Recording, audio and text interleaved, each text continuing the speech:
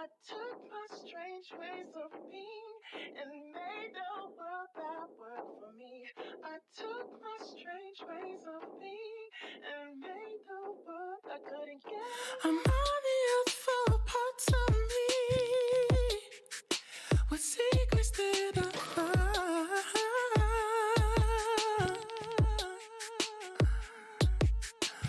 Big and dark and stranger thing. The first one of my kind.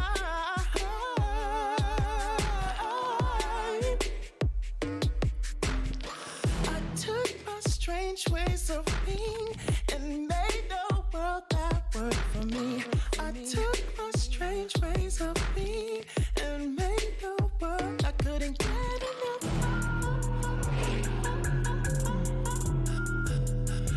I made a universe.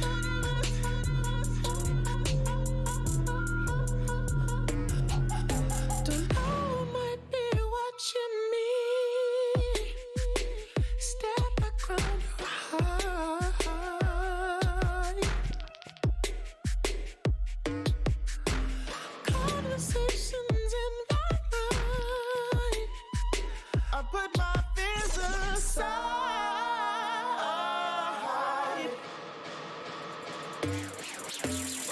I took my strange ways of being and made a world that worked for me. I took my strange ways of being and made a world that worked for me. I took my strange ways of being and made a world that worked for me. I took my strange ways of being and made a world I couldn't get enough of.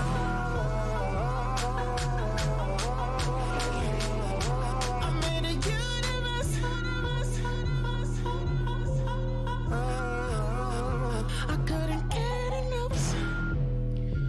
It's so easy. It's so easy. It's too easy, man. They make it too easy. It's like they study, It's like they bare their teeth, but they want to just like consume it or something.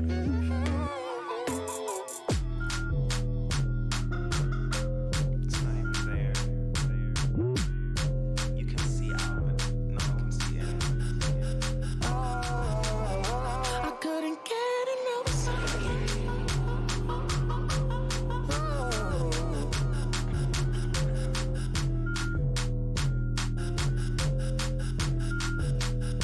I couldn't get enough.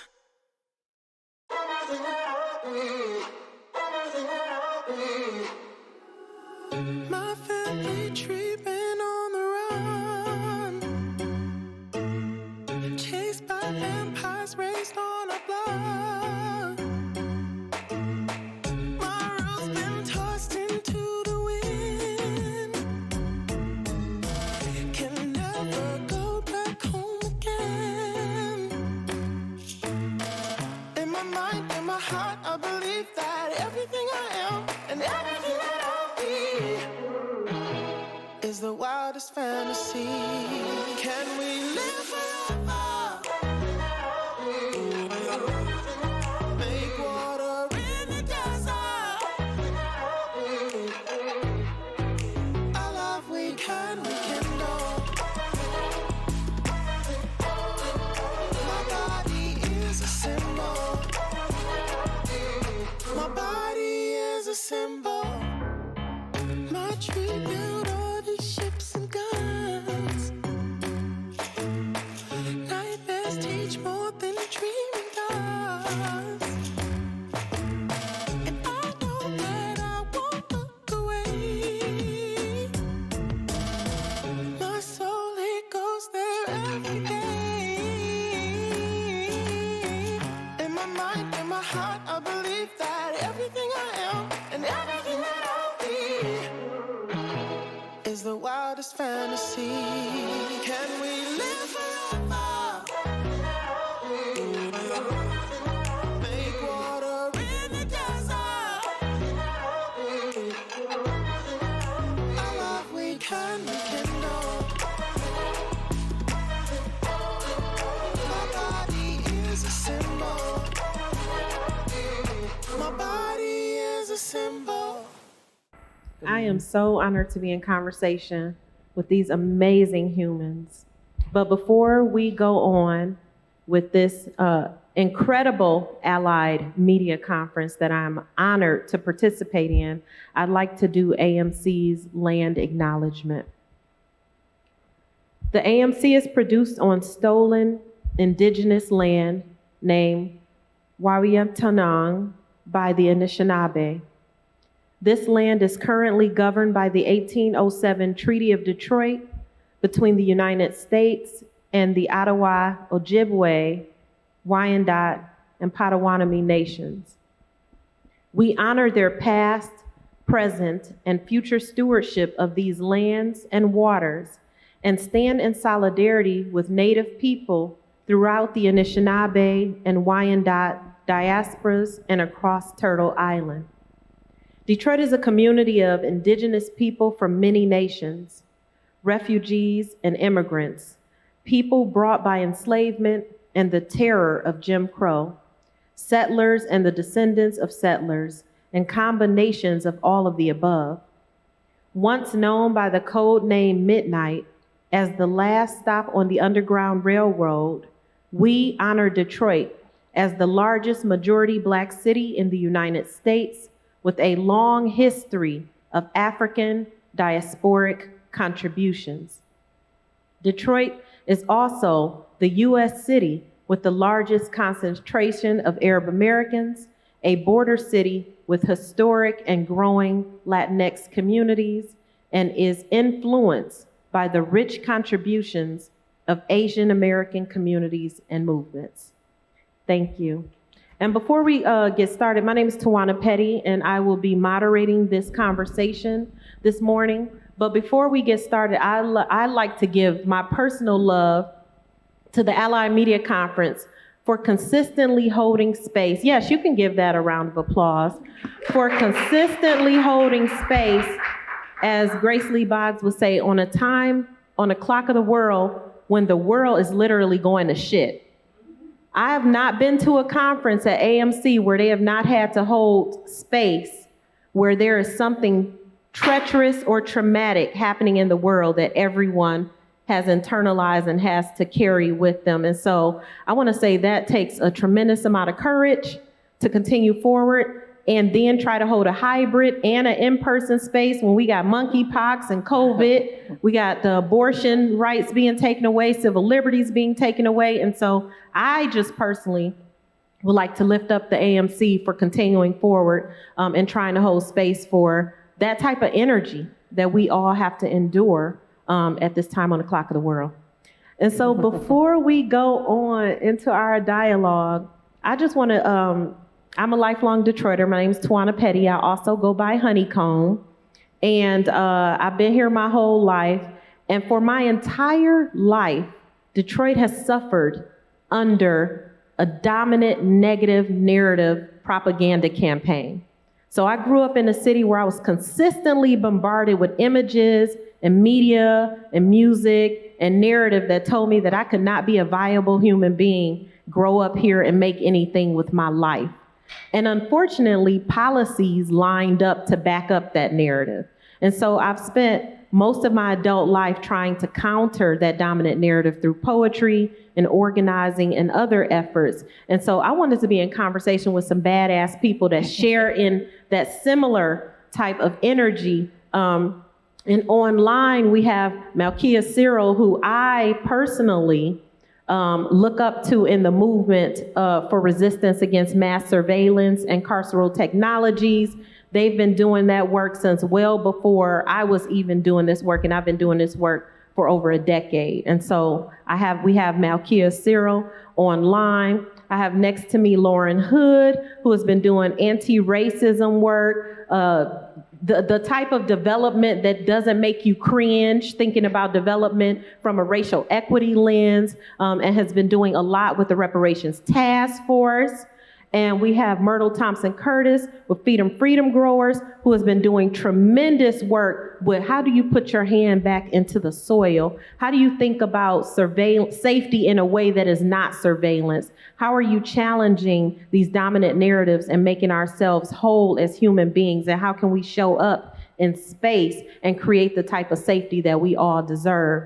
And so when we talked about having a plenary on reparations in the age of mass surveillance, I couldn't think of other people that I wanted to be in dialogue with. And before I get into giving them the mic, I want to talk about something very personal. I'm sitting up here with a disability and chronic illness. And so if you see any twitching and turning and maneuvering, it's because I am doing my best to have my body fully present with you all and show up in this space with everything that I have to offer. And so we're going to have a very real conversation about what it means to repair harm when harms are evolving, when systems are not created to accept us as we are fully whole, when we're not perfect, or when we have disabilities that challenge us. And Detroit is not really an accessible city, so what does that mean if we're thinking about repairing harm? And so I'm going to pass the mic over to Lauren. I want each person to tell us from their own perspective the type of work that they're doing and what they want to bring into this conversation. And then we're just going to have a dialogue like we're family. This isn't going to be a traditional panel. Go ahead, Lauren. Thank you, Tawana. And thank you so much for inviting me to the Cool Kids party. I had wanted to submit something to Ally, but I didn't get it in time. And I'm truly blessed to know you, and you invited me so I get to participate. My work today, I look at as a freedom journey. I am learning things for myself and trying to take as many people as I can with me. So I started an institute, and at the core of that work is trying to understand what Black folks need in order to thrive. And let me be clear, thriving does not mean traditional success. I think that success and freedom are different pathways. And I think lots of the things that they teach us we need to accomplish or do to be successful don't make us free. And that's a new realization for me. I had been on a traditional nonprofit success path, but I never felt like I could show up whole. I never felt like I could tell my whole truth without being vilified for it. So that's not free. You can be a successful director with your little salary and your little title and be on the panels and whatnot, but you are not free if you can't be your whole self like 24 hours a day. So what I'm trying to figure out now is how to do that and still be abundant in all the areas, because I do still need to eat. And not just eat, I want to eat well, and I want to travel. I like cute clothes.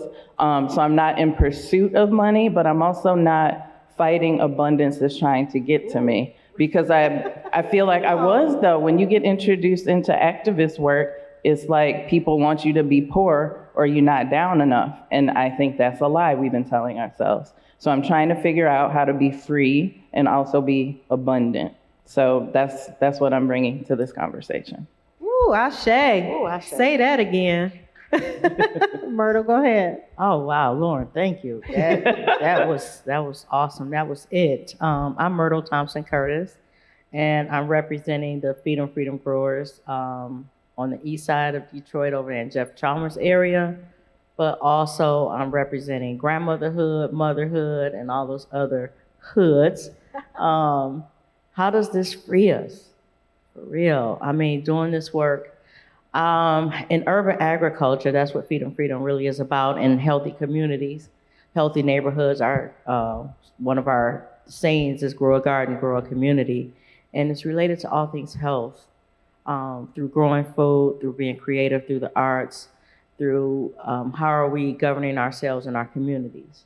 And I think being part of this conversation, and thank you, Tawana, for inviting me so much. And I also wanted to say that my first experience with Allied Media was in 2011, I think it was. About 2 busloads of folks got off and visited our garden, and I was taken aback by these wonderful, beautiful people who came to check out what we were doing and what it meant for them. So I just want to add that. But being healthy in community, and as a resident in Detroit on a block that is slowly being gentrified, how, we have a youth program and we work with young people, and it's getting harder and harder to find our young people. And they need to feel loved and cared for in the neighborhood. So as a mother, a grandmother with grandchildren, and I'm claiming all the children that I can lay my eyes on, for real. How do we keep them safe? How do we create those neighborhoods and environments where they're welcome to come outside and be? We don't worry about somebody rolling down the street and taking our babies. I mean, they're able to play freely in our neighborhood. So just having concern and where are these children going? Who's going to love on the children? As you know, as I get older, I'm depending on my sisters younger than me to fall in line and continue this legacy of loving and caring for our children. So green chairs, not green lights, is just one of those things. And that's the community safety aspect of how do we care for ourselves and our children in the neighborhood. That's what I'm bringing to this conversation right now. Ashe, and we're going to talk a little bit more about that too. Malkia, you're up. Okay, well, first of all, thank you so much for having me. It's weird to be on screen while y'all beautiful people are in person. I wish I was with you. But I too struggled between that pendulum swing of ability and disability. And so I'm here online, but I'm glad to be here with you. For the last 20 years, I've been working in the area of media justice. I co-founded and ran Center for Media Justice for 2 decades. I recently ended my tenure there as ED because my wife had cancer and she passed away. And that has opened me up to a whole new arena of work where I'm looking at grief in social movements and the role that it plays both as a radicalizer and as a vehicle for reactionary politic. I am, I think of myself as a cultural activist, a community organizer, and a movement strategist. And that's the work I've been doing for the last 35 years. I was born into the movement. My mother was a member of the Black Panther Party, as was my father. And so I've been, involved in activism my entire life. I'm a poet, I'm a writer, but I am somebody who cares deeply about culture, about how American journalism has failed us as people of color in this country, about how the technology companies are failing and extracting from us data, labor, and how all of these cultural forces criminalize us at all these different intersections. And I'm about building power, at the level of human beings, one to one, and many to many, to transform those conditions. And I believe that we have to do that using all of what we've lost as part of the journey to what we need to find, if that makes sense. So that's what I hope to bring to this conversation is that intersection of the kind of liberation journey that begins within and the kind of liberation journey that begins outside. So that intersection, that place where those two things meet, that's what I'd like to bring here today. Woo, Ashe, y'all got an earful already, right? Yes, thank you. And rest in power to your beautiful wife, as always, who is also a movement leader and is still with us as an ancestor guiding in this work. And so I just want to, take this moment to think about when we're talking about repairing harm, what that really means, right? And so we're talking about systems that are rapidly evolving. You and I, and I'm going to start with you, Malkia, even though you just finished speaking, but you and I have had a lot of dialogue around this conflation between surveillance and safety, right? And what it really does mean to create a safe community.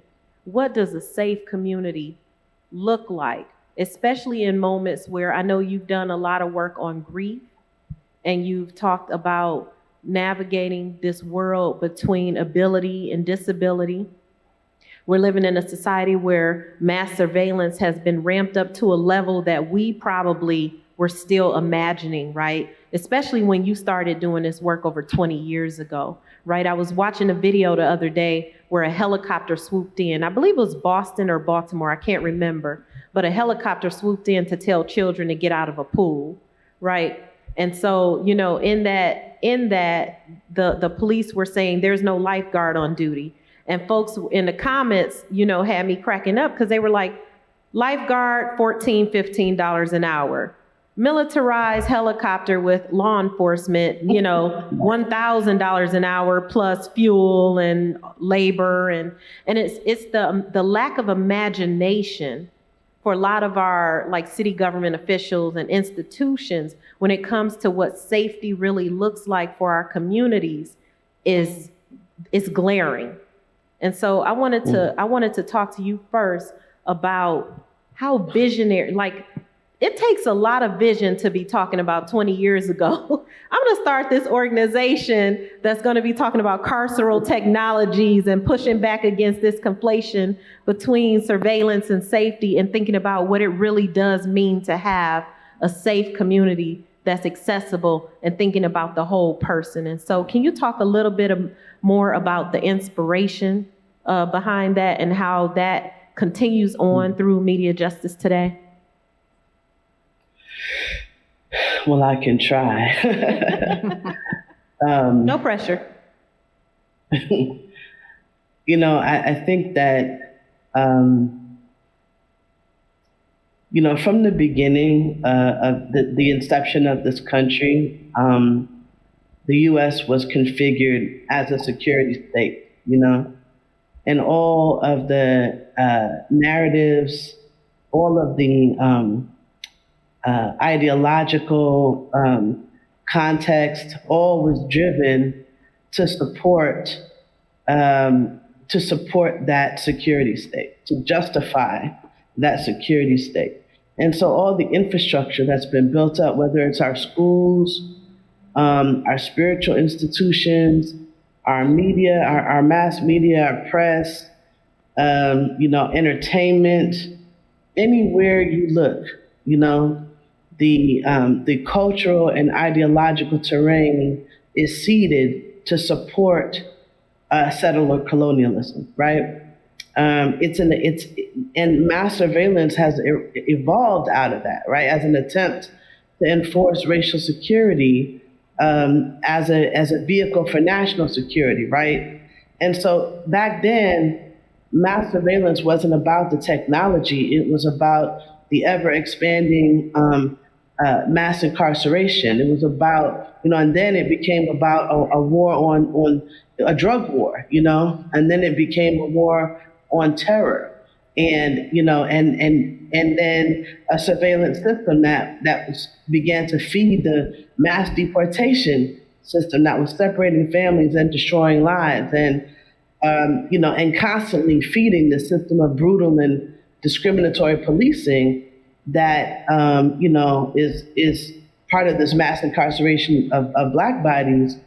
And that's the same apparatus that's been monitoring poor people and maintaining the class oppression that is going to monitor pregnant people, right, and criminalize abortion. So this terrain has developed over many years, hundreds of years. But at the core, from inception to now, is the use of culture to justify this racial hierarchy, and that is the place that I wanted to make an intervention in 20 years ago. And it's the place that I want to make an intervention in today, because that culture, that ideological terrain, is what steals our lives. It's what allows companies to pollute our earth and create the cancerous environments that took my wife. It's the same culture that allowed the FBI to break it, to open our, break down our door, several weeks before my mother's death and threaten her with incarceration if she didn't comply with a court order. My mother died 2 weeks after that. So these systems and the cultural infrastructure that undergirds them, they threaten lives. And so when I think about safety, I think about eroding these systems, destroying these systems, creating something in its place that is beautiful and life-sustaining, and that allows us to have the families and the journey and the freedom that we all deserve. Woo! Yes, you can give it up for that, for sure. Yes, exactly, right? And if we have the society that you just imagined, that's what safety feels like. Safety feels like the undergirding of our full humanity and the way that you name it, and not the violent way that it is being shoved down our throats. And so I am deeply grateful and humbled by your presence on this plenary. I'm grateful for your work. I'm grateful that media justice is still going on. I had the opportunity to do a workshop for the new fellows coming up, the new generations of media justice folks going on. So we're talking about an organization that is strong and continuing on in new leadership and with your continued guidance. And so I'm a fan of giving people flowers when they out here doing the thing and have given so much of themselves, their family, and come from a legacy of doing this type of work. And so it is humbling to be in your presence and still have your continued mentorship and guidance in this work. And I hope you know that. So yes, Ashe. So we're talking about safety. And Myrtle, I want to lift this up, right? We talked before we started this plenary. We told each other, we said, we're a motley crew of people up here struggling, okay? Myrtle is dealing with some stuff. She has prosthetics in her mouth that during talking sometimes makes her cough uncontrollably. We have a breast cancer survivor sitting next to me, Lauren, who is dealing with autoimmune disease and different things. And I really wanted us, and Malkia just told you their story. And so I really want to name that, because a lot of times when we're thinking about repairing harm and we're thinking about creating a society that is going to care for us, we're not, people with disabilities and chronic illnesses are brought in as an accessory to that discussion oftentimes at the end of it. And so then when we get into the movement and you're trying to figure out how to fit people in to the movement that's already been designed for them, it's designed in an unjust way. And so I'm not even saying that we are the core of everything that needs to be designed for people who need accessibility supports, but we have to be thinking about that. Like Myrtle should be able to get up from the plenary in the middle of the plenary if she needs to, and that be a part of how we care for one another. And so that's the type of space and the world that we're trying to create. We're trying to create a society that is not so rigid that it doesn't offer us the opportunity to really show up as who we are, as we're designing for a full, more humane condition for each of us. And so as you're ready, and take your time and deep breathe as often as you need to, what does safety look like? I'm thinking about green chairs, not green lights, and how that was a direct response to Project Greenlight's mass surveillance system in Detroit, and how you work with the babies to think about safety.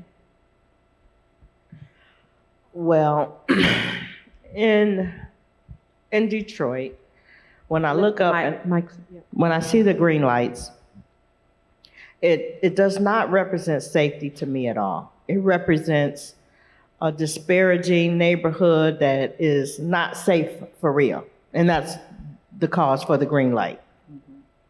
And excuse me, y'all, but as Tawana stated, I'm having an allergic reaction to the medicine that I put, that I use, and it is really tearing my throat up right now.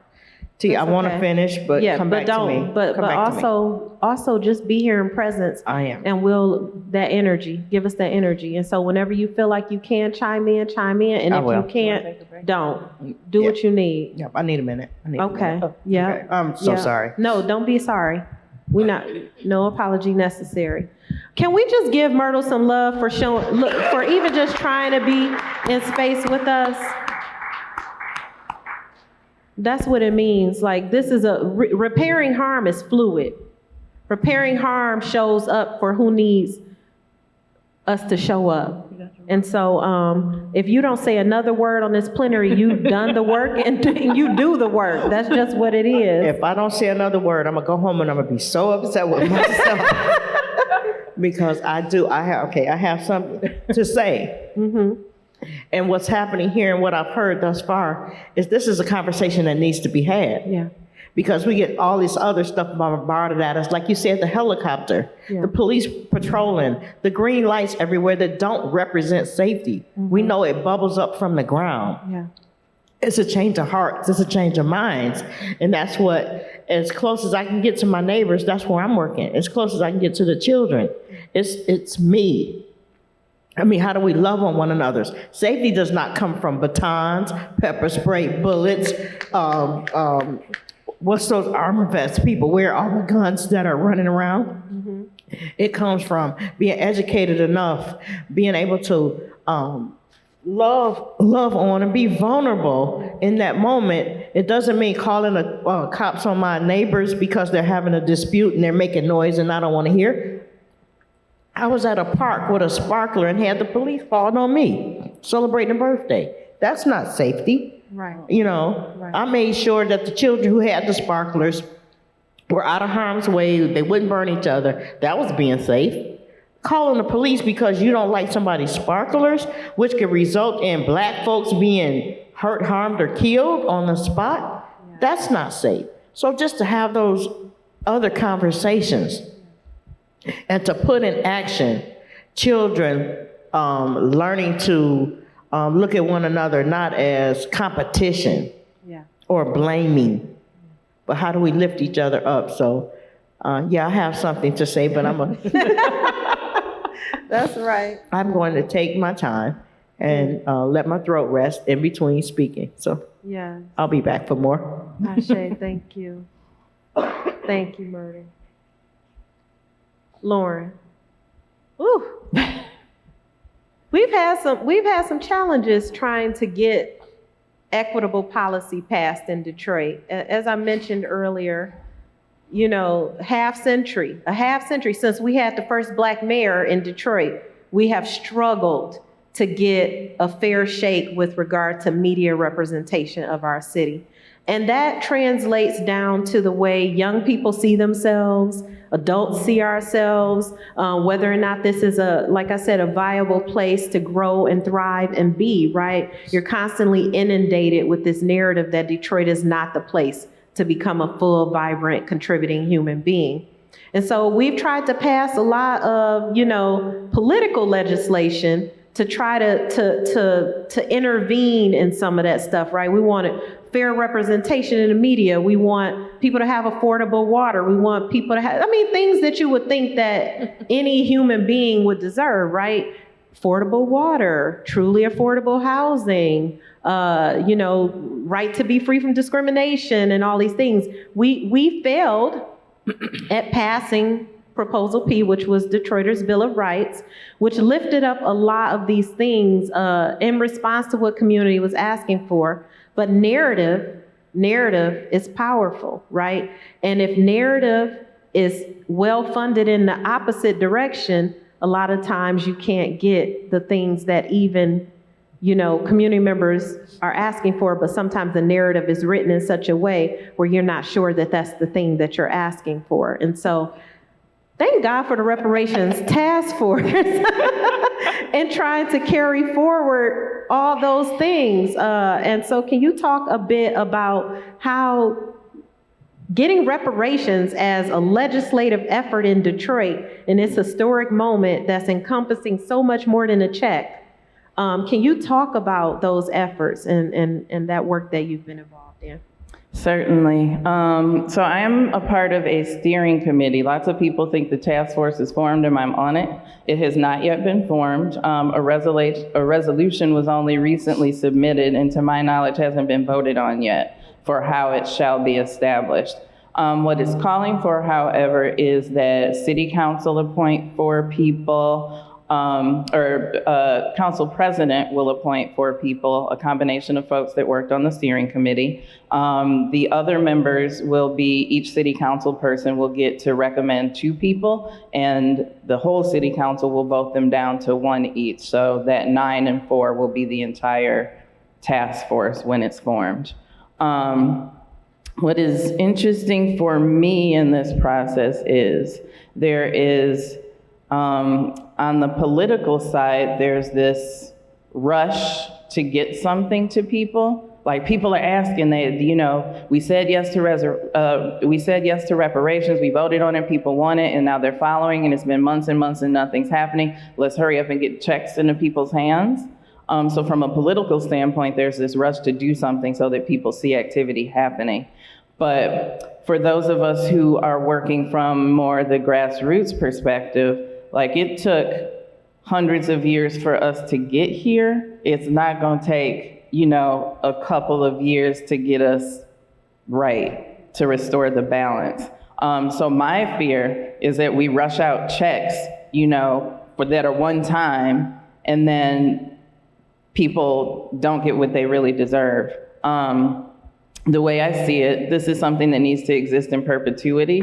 It's not like you can have a commission or a task force that works for a year and gives people checks and then we never talk about it again. As long as racism exists, you need to be studying a solution for reparations.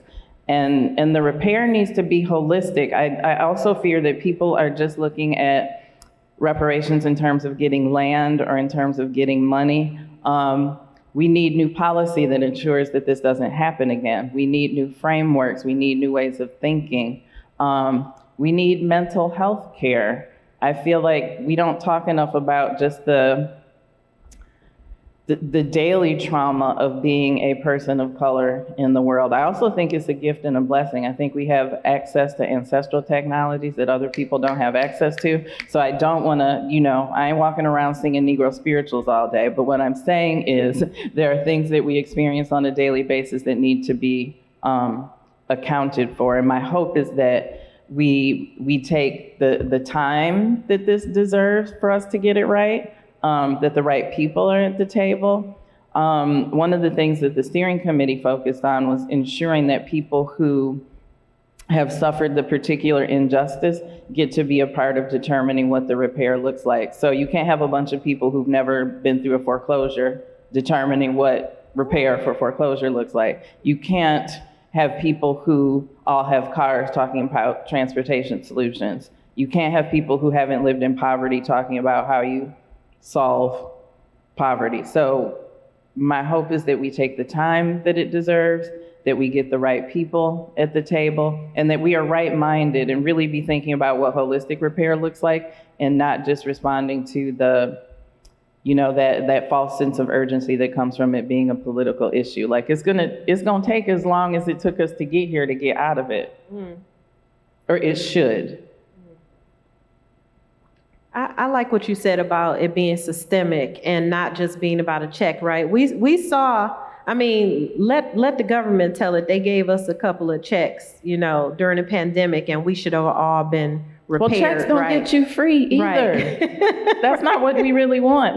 You want some compensation, but what we really want is daily freedom. Yes.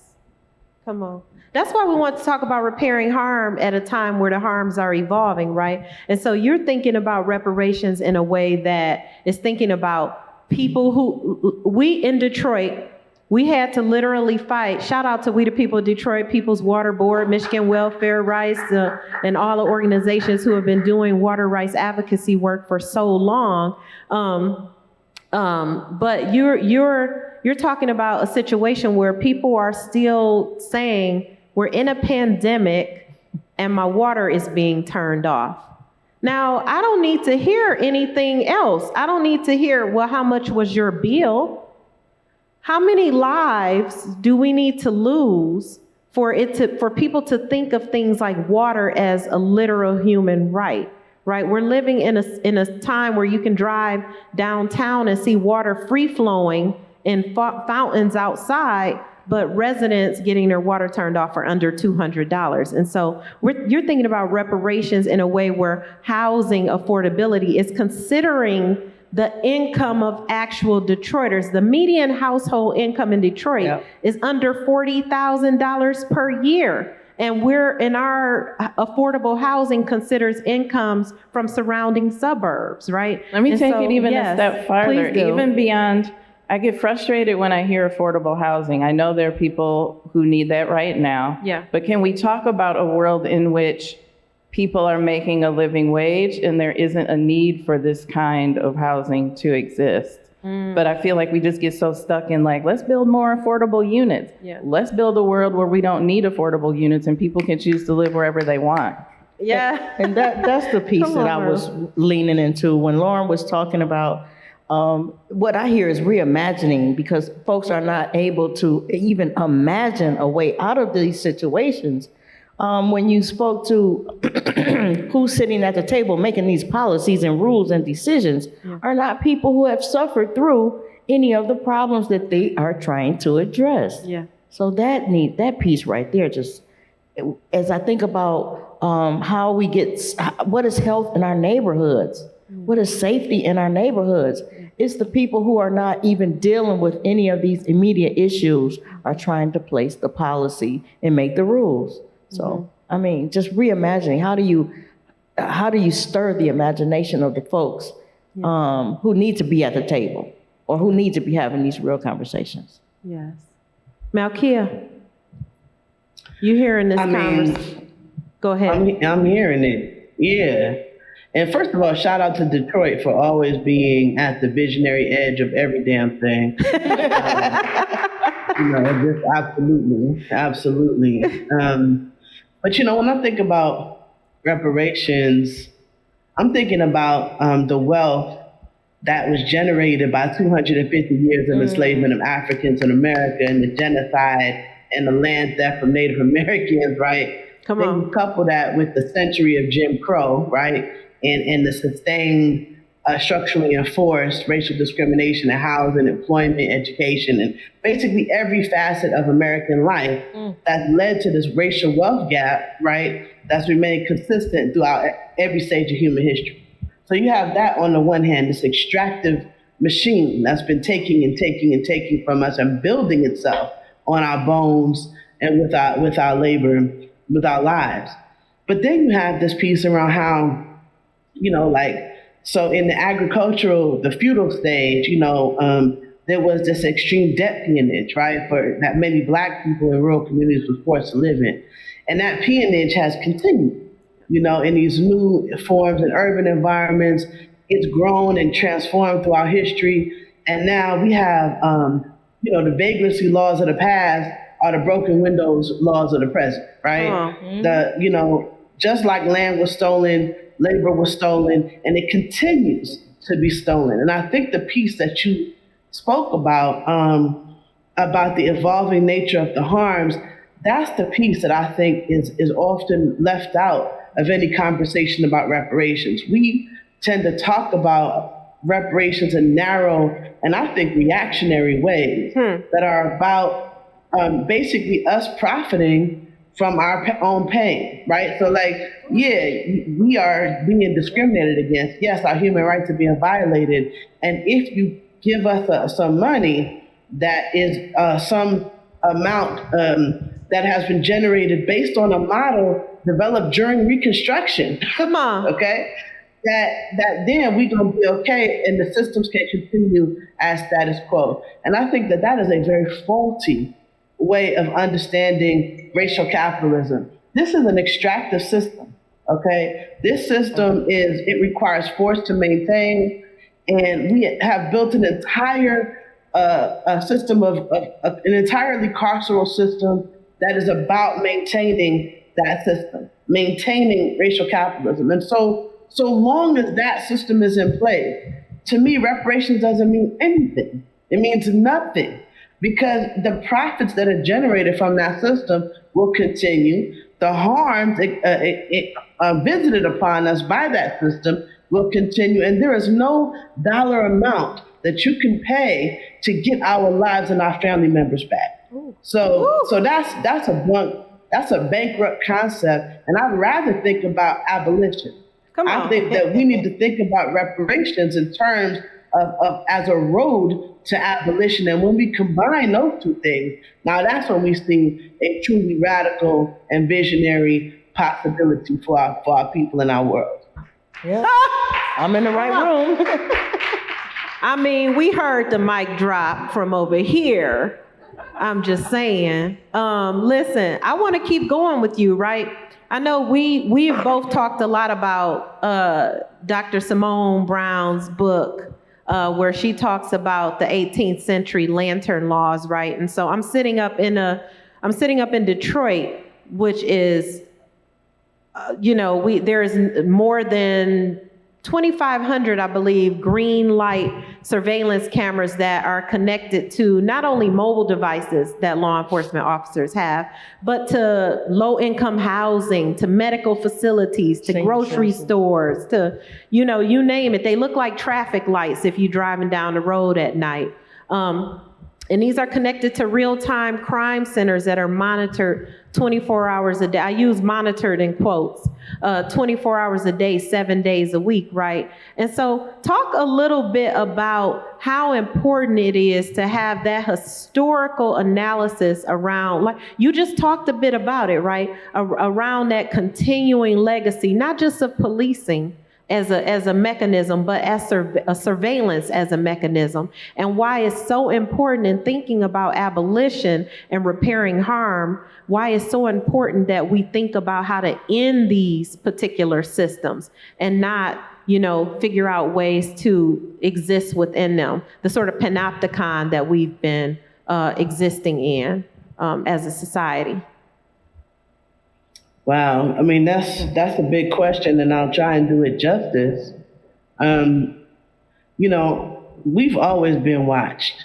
We've been watched for the purposes of extending control over our labor and over our lives. So this watching, this role that the state has played, and the relationship that the state is having with private interests to conduct that watching. Right now, we're thinking about the government and private technology companies, but once upon a time, it was the government and slaveholders. Yeah. They were the private interests. And so we have to think now that the technology companies and the media companies, they are the same, they represent the same kind of private interest that the slaveholders once did, right? And so this relationship between technology companies and the state, this way that incarceration is helping states become indebted to corporations and corporate power, there's nothing new about it. It goes back, right? It goes back, and it has history. It has deep history in slavery. So I think that's the first thing we have to realize, that this relationship between the state and private interest, that is the very definition of racial capitalism. This is not a new scenario. This is an evolving scenario, if that makes sense. And we have these technology companies, that have evolved they are the private arm of the carceral state. The Googles, Twitter, LinkedIn, Uber, all of these companies, right? The way Silicon Valley they produced billionaires during the pandemic while everybody else was suffering and dying. Silicon Valley produced billions. New billionaires came about in Silicon Valley over the last 2 years.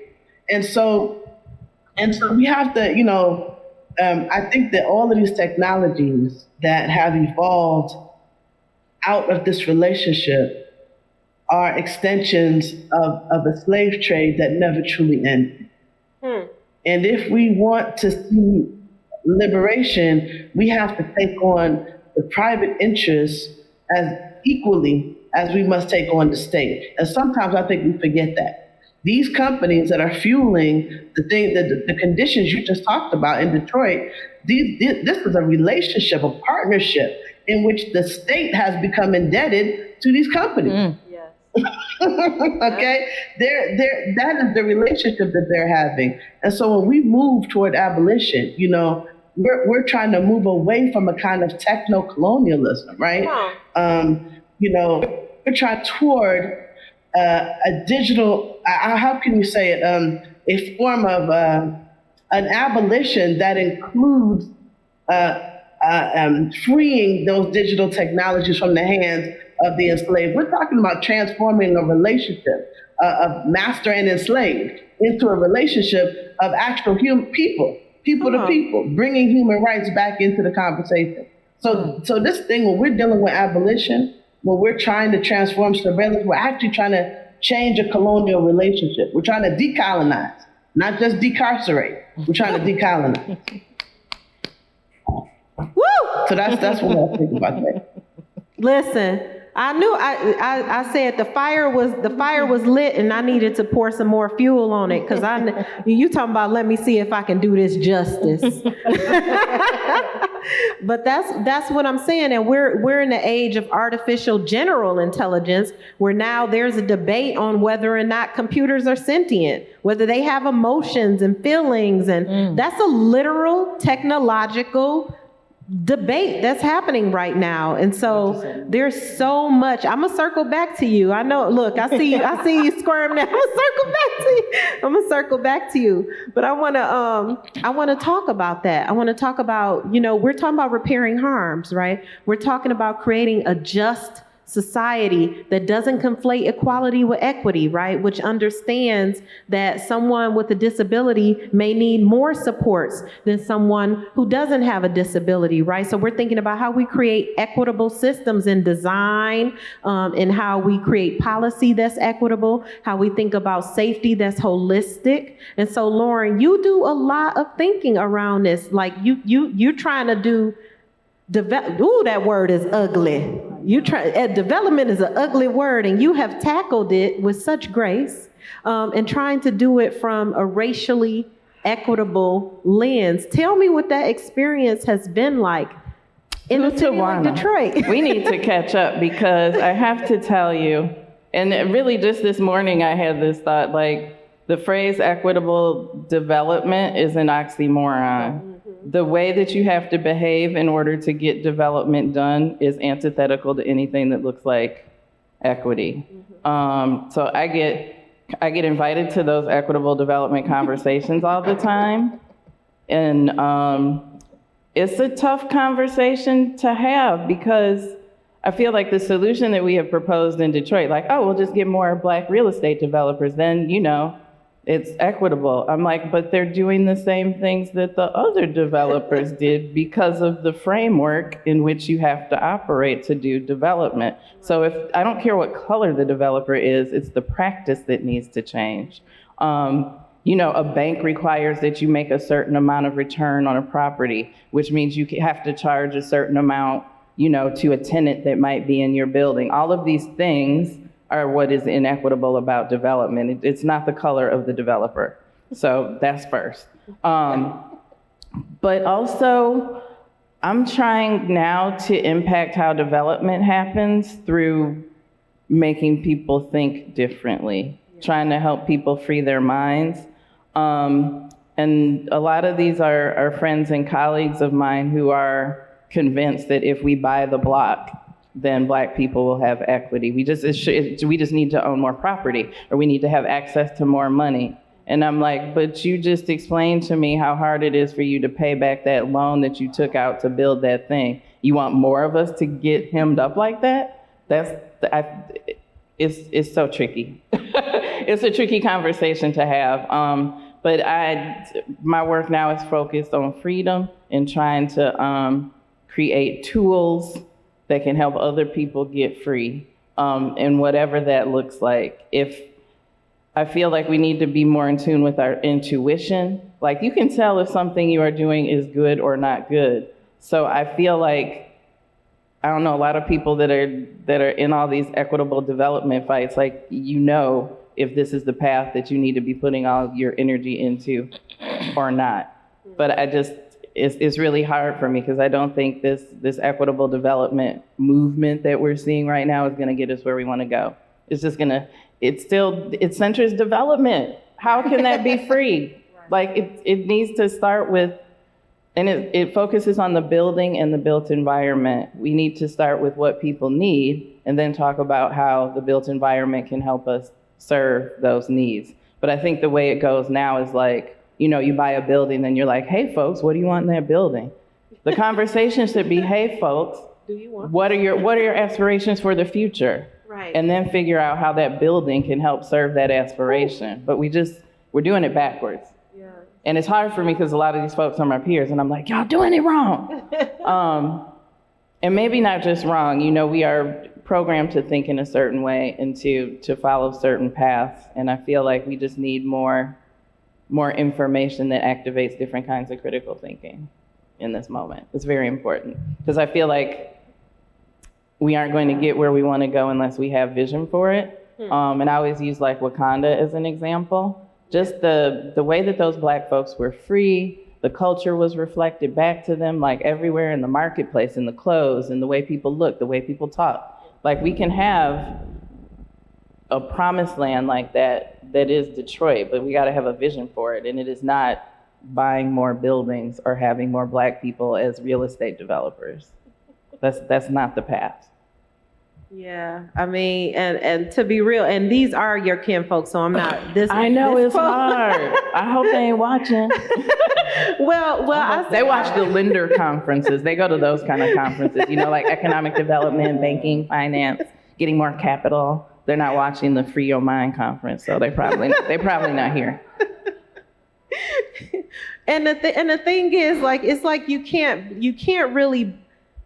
Because Detroit has been so divested in, and there's been so much of an abandonment of just, I don't know, care, concern, and empathy for the city, for the residents of the city, for the plight of the city. Whenever there's something that is happening in a city where, folks are struggling to pay for a utility, well, if they just pay their bills, well, if it wasn't, it's Detroit. So, it doesn't matter if the whole world is We got to give that to ourselves before other people give it to us. And I've been thinking since I'm sitting here, like a term came up for me, radical love. So Yusuf Shakur did this talk a while ago, and he was like, the question he posed was like, can you radically love people who have harmed you?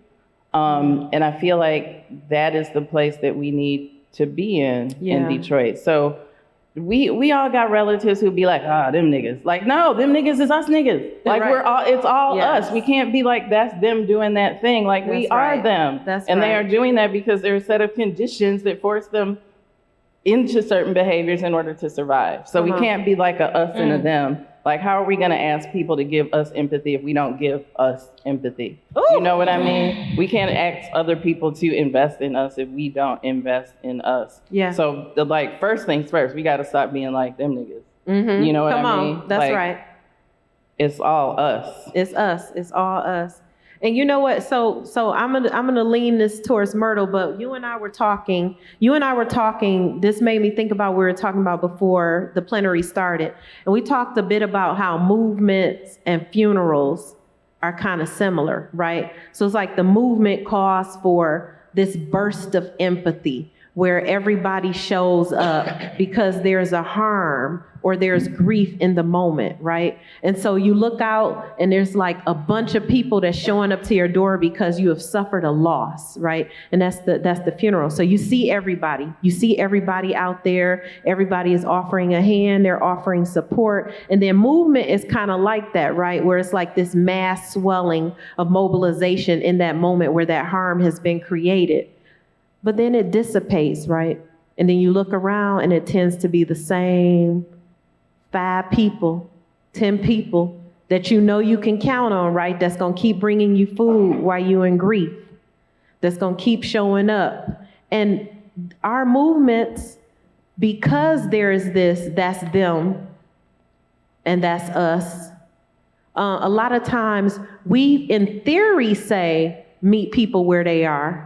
We, in theory, say, you know, we're creating this movement that holds everyone. But that harm thing, that harm part, that redress part, that repairing harm part is still very challenging because we, as human beings, have still figured out how to compartmentalize, like, well, I'm willing to accept this much of people, but they doing a little bit too much for me to be claiming them as my cousins. You know, them your cousins, them not my cousins. But if you understand, if you have an analysis like what we've talked about, if you have a historical analysis, you have a narrative analysis, you understand that the child who is growing up in a home that may not have water, that may not have food, that's barely affording rent, that has a media bombardment of narrative images about their not being worthy or them being a thug, and they don't have a wraparound community that's looking out for them, that's showing up for them, it's easy to become disillusioned, disheartened, and not behave in your most holistic light as a human being. And so when you understand that, when you understand that our grief is not cared for, and then we're turned loose in society to figure out how to cope, and then the people who are supposed to be standing in the gap are saying, that's a little too far in the gap. How do you repair harm? How do you create Myrtle? How do you create a society that sees the full human being while also caring for yourself in the same token? Because we can't be everything for everybody. But how do we create a mechanism that is? I'm not sure how to create that mechanism. I think this is what we're visioning too. Yeah. But when you were talking, I was thinking about this thing that's going around on social media about the McDonald's. Yes. And the dad of one of these children brought food and only brought food for his child. Yeah. And there were other children in the home. Mm-hmm. And I went into the comments and I read a few comments, but it struck me because I'm thinking about Ubuntu, and I am we. Yeah. And there's this story where there's this person who comes into the village and he has this basket of chocolate, a basket of fruit, or whatever it is. And he asks the children to race separately towards this basket. And whoever gets there first wins the prize. Well, to his dismay, the children hold hands and run together. Come on. And he's like, why would you do that? And the children give him a lesson. How would I be? How would I feel? How would I exist if I'm sitting here eating this wonderfulness all by myself and not allowed to share it with my friends, my family, my brothers, my sisters? Yeah. And as I read that McDonald's thingy on internet, that's immediately what I broke down to. Is this where we are as a species of people, where we would withhold the trashiest of food stuff from other children? How can I look in the face of other children, even if I did not give birth to them, and deprive them of food? And in this conversation, as we become more selfless instead of self-absorbed and running from competition and ego, how do we create? What has been created in that household as those children become adults or teenagers and adults? What lessons? So as I do work in my community throughout the city of Detroit, starting on the east side, it's a lot of undoing that has to happen. And we who are, those 5 who always show up, right, we carry a lot of weight. Yeah. And we have to wear some super shoes. And we aren't tapped into endless financial resources, but we have infinite resources that come from an unseen place. And so even though I don't have all the answers, I'm hearing answers. I'm being stirred into more conversations that will unlock others even as we sit here and have these conversations. That historical piece, to know where you've been, to know who you are for real, is how do you get to where you need to be. That abolitionist mindset, we need to get rid of a lot of this stuff, but we got to start with self. Because when I live right on the border of Grosse Pointe and Detroit. So every single day, I'm faced with this stark reminder. That's right. Ain't a green light in Grosse Pointe. Not a single sign, except for the traffic thing that goes red, yellow, green. When you get in Detroit, there's this restaurant, supposed to be upscale for Detroit, with a big green light on it. And I guess for some people that means stop. Hey, here we are, we're safe. To me it means y'all ain't safe for real. Y'all need a beeline to the popo. Yep. Y'all need a beeline to the popo. Do not pass. So what's wrong from here to here? Come on. Every single day I get that reminder, and it grinds on me. It grinds on me. But in working in our communities, we would rather be seen, not watched. Come on. We want to be seen. You know how you see somebody, you're like, I see you. Yeah. It's an acknowledgement. It's love. It's uplifting. I see you. Yeah. You know, you looking good. You doing something right. Or either, hey, I see you. I see you. And the kids be like, dang, can't get away with nothing. No. I'm here to love on you and keep you safe. Yes. It might sound like your grandma, your auntie, or your mama fussing, but I would give my right arm, leg, foot for you. That's right. You mean everything to me, and I'm going to keep you safe. I'm going to let you know I see you. It's so much. It's a lot of work, and we got those same 5, and there's a few more coming in. But we keep at it because we see. Yeah. We see. And that conversation with folks who we gotta teach the kids financial literacy. Them kids don't have a finance. What you gonna teach them? How you gonna, what? Wow. So we start, and that's where the green chairs, not green lights came in. We go into understanding what surveillance looks like to the children, to your family. And hear young people talk about surveillance. It looks like cameras. They don't realize all them little TikToks and things they be making. It's so much. Yeah. It's so much to unpack with that, and the understanding of what the internet and the web really is, and what those cameras really mean, and who gets access to all of your information. Yeah. And then to understand and show them of how to create a safety map, a pod map of support for themselves. Who's the first line of defense for you in that first 15 minutes of crisis?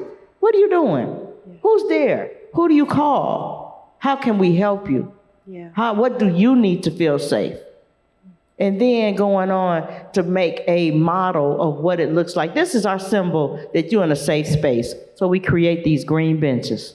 Come on. Give them some carpentry skills, team building skills, work together. They might even make some money out of it. Right. But it's just a component of what it means to be healthy and safe in your own community, and to just be able to have these historical conversations, these visionary conversations, because then they get an opportunity to understand how they are an important part of their neighborhood and being seen and not watched. So that's just a little bit of what I'm sitting with right now. Oh, just a little bit. I am so moved to know that having these conversations around we can't keep recreating the same thing that's already been done. What does that do? Yeah. How does that free us? Come on. How does that free us? Let's have those real conversations. Ooh, let's have some real conversations. That's what we've been doing, right? All right. And we're gonna keep doing it. And so, in these next little last few minutes, I want to give each of you space to either do, well, I'm gonna say this. If you have a question for Malkia or Lauren or Myrtle, you want to ask a question of each other, or just take us out with your final thinking, like, is this the question I'm gonna throw on the table? When you think about repairing harm, and you think about the evolution of harm, and you think about how we don't even know what some of the harms may be. We're looking at climate, we're looking at pandemics, we're looking at scarce resources, but we're also looking at an abundance, as you all have said, of ancestral tapping in that we still need to grow our knowledge about. What does that society or collectivity or creativity look like for you?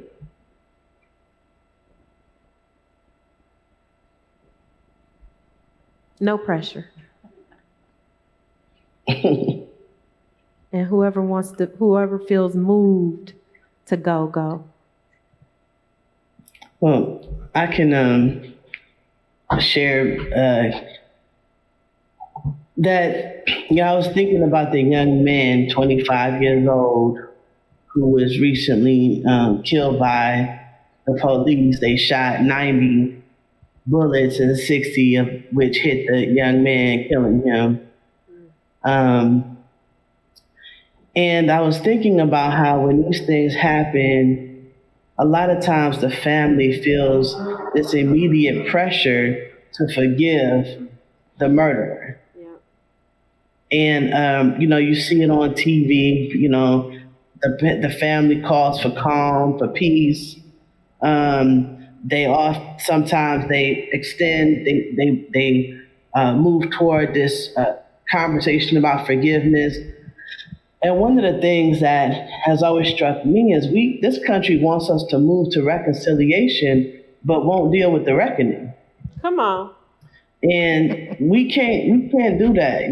Right now, we have lost so much. When we talk about, racial capitalism as an extractive system, when I listen to what Lauren and what Myrtle have been talking about today so brilliantly, we're talking about something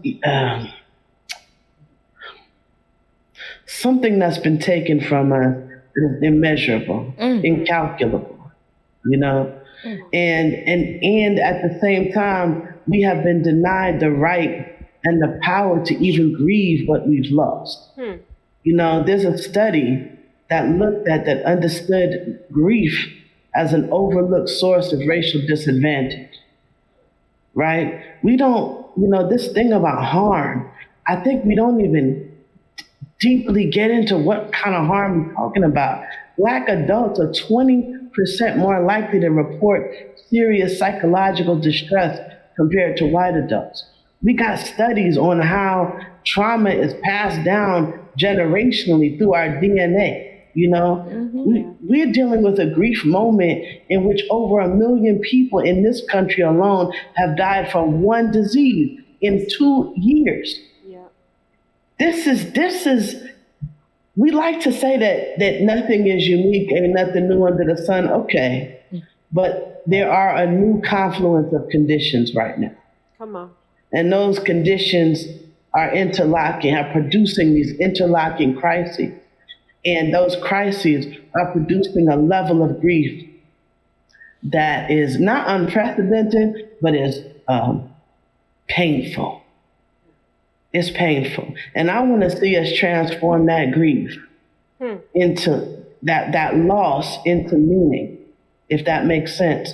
I want to see that reckoning where we map and we measure the debt, I want the debt to become the narrative now. I want people to understand what has been taken from us. And then we can talk about how to repair, right? We can talk about the reparations as a process, a transformation of burden and privilege. We can talk about guaranteed income. We can talk about redistributive budgets. But what I don't want to talk about is a single payoff. I will not be paid off for what has been taken from me. Come on. We can talk about reconstruction, abolition, the policies, the structures, the narratives that lead to freedom. And then, after all that, we can talk about reconciliation, And in the meantime, maybe we can build in our own communities the way Detroit is building community cohesion, building this multiracial and multinational identities, building the global citizenship. I believe that is what I want. And that is what I believe, based on what I heard today, we can have. Woo! Well, hell, when you coming? For real, though. Well, I'm not getting on no plane, but I'm with you all the time. Lauren, Myrtle, take us out. I'm the person who really has to reflect on what I've heard and experienced at this time and space, because it's that serious for me. Yes. I'm totally present, and I'm leaving here right now. I'm leaving here with some more work. Come on. I've been reignited. Just really more work and more information to take back to those folks who I have to come in contact with on a daily basis. So for me, it's just those faithful five. It's more work. Yeah. It's all based in love, and we're not trying to recreate those same things that already got us, oh my goodness, to where we are. We can't forgive our way out of it. We got to understand really what's happened to figure out where we are going. And then connect those folks who are doing their real work. That's where I'm at. So it's an honor to have even been a part of this. I love that grandma twin Johnny, like, I know, what I was gonna say is you should go last. Right. But what I want to raise up is, I think a lot about agency lately, and I get frustrated with politics and government trying to make these people do something or put the right people in office. Ooh. So I started focusing my attention on, what do I actually have capacity and agency in? And I think a lot of the repair that Black folks need is stuff we can do for free right now. So we just lifted up, connecting with, these ancestral technologies that we've been, this information that has been kept from us and we've been cut off from. I can go do that for free right this second. I don't need government to pass legislation. I don't need no institution to write no checks. I feel like there's a big piece of repair that we can just decide to do on our own. Yeah. And that's, I'm reinvigorated to get to that work. And while also working on the other stuff on the side. I'm still gonna be a part of a little task force, but I feel like it is most important to exercise the full capacity I have to do this other stuff on my own, on our own. Yeah. Ashe. Well, listen, y'all have been ooh, hey, Ew.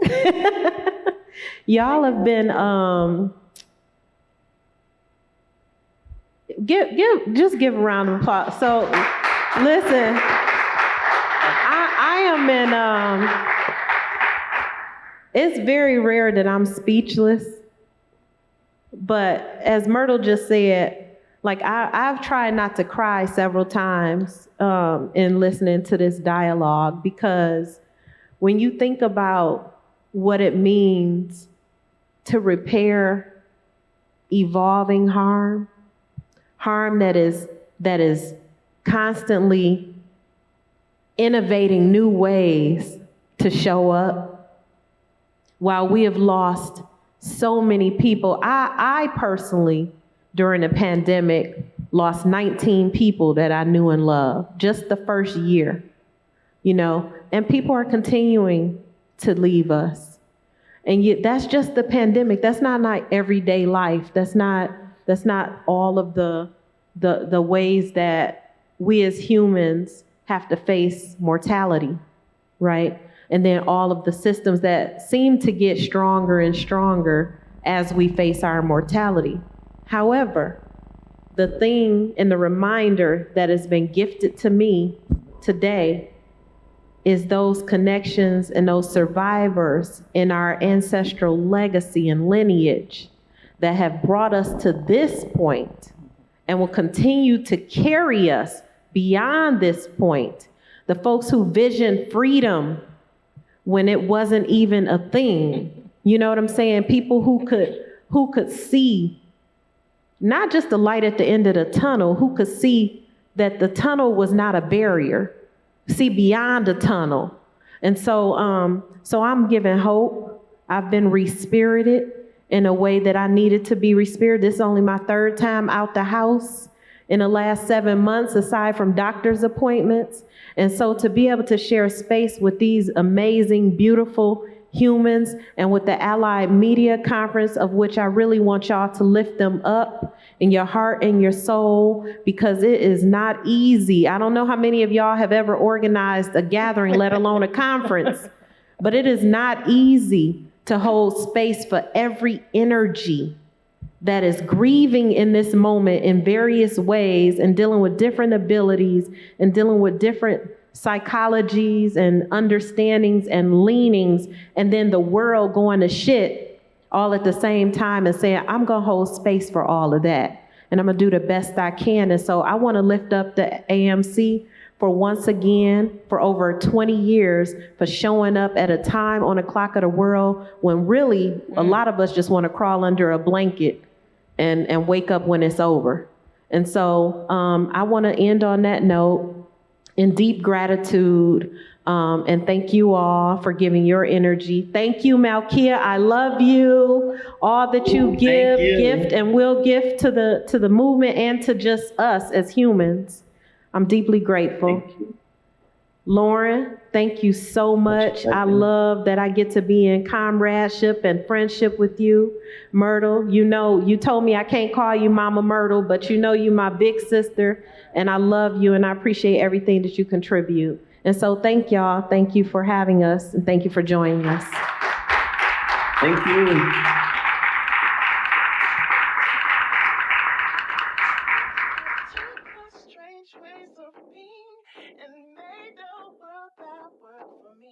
I took my strange ways of being and made the world I couldn't get. I'm only up for parts of me with secrets that I find.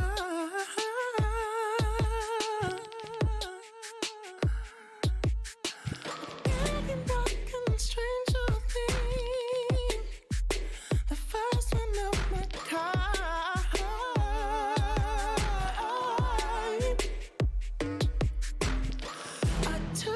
Strange ways of being and made the world that worked for me. I took my strange ways of being and made the world I couldn't get enough.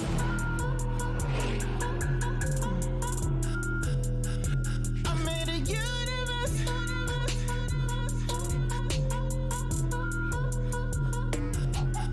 Don't know who might be watching me. Step back round.